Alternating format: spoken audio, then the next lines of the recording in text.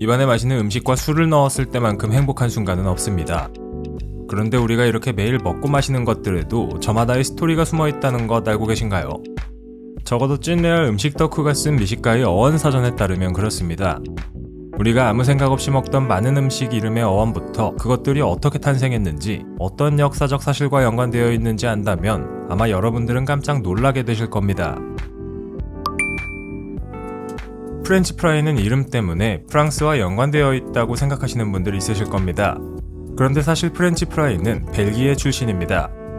원래는 벨지엄 프라이라고 불러야 맞죠. 이 음식이 미국인들에게 알려진 것은 2차 대전 당시였는데, 당시 이 음식을 미국인들에게 소개한 사람이 프랑스어를 쓰던 벨기에 사람이었습니다. 벨기에가 프랑스어를 사용하는 것도 몰랐던 미국인들 덕분에 벨지엄 프라이는 프렌치 프라이가 되었죠. 세계에서 가장 역사가 오래된 음식은? 이 질문에 명확히 답할 순 없지만 아마도 그 후보군에 죽은 꼭 들어갈 겁니다. 곡식을 물에 풀어 묽게 만들어 먹는 음식인 죽은 인류가 농사를 짓기 시작하면서부터 등장했을 것으로 추측되고 있지요.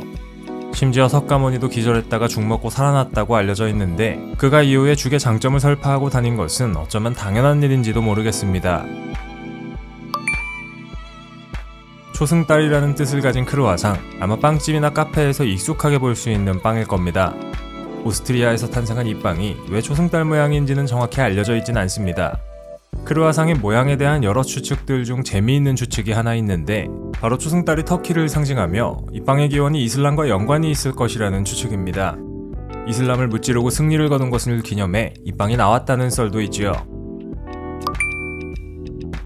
코로나로 인해 사람이 없는 한적한 곳에서 소풍을 즐기려는 분들 많으실 텐데요. 영어로는 소풍을 피크닉이라고 부르는 것 다들 알고 계시겠죠? 이 단어의 어원을 거슬러 올라가 보면 프랑스를 발견할 수 있습니다.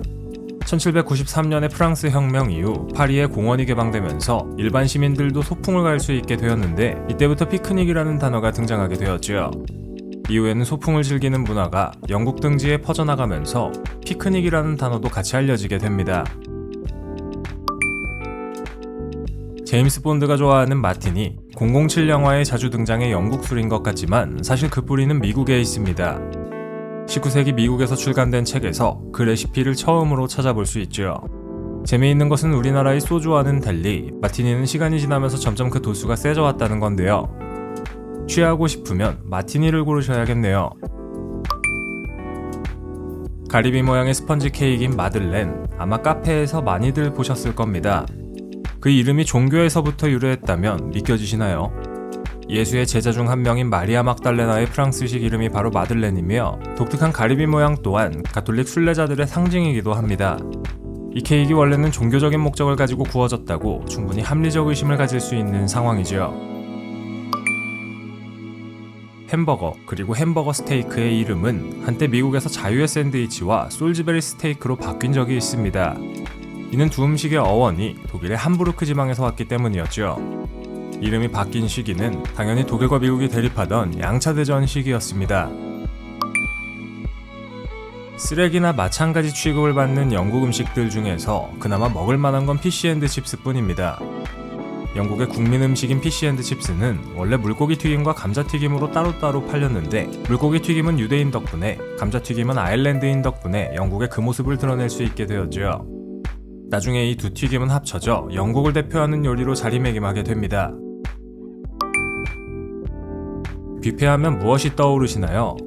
먹음직스러운 것들이 한가득 있는 고급스러운 식당에서 행복한 식사를 하는 여러분들의 모습이 상상되시나요? 재미있게도 그 이름의 유래는 그렇게 고급스럽지 않습니다.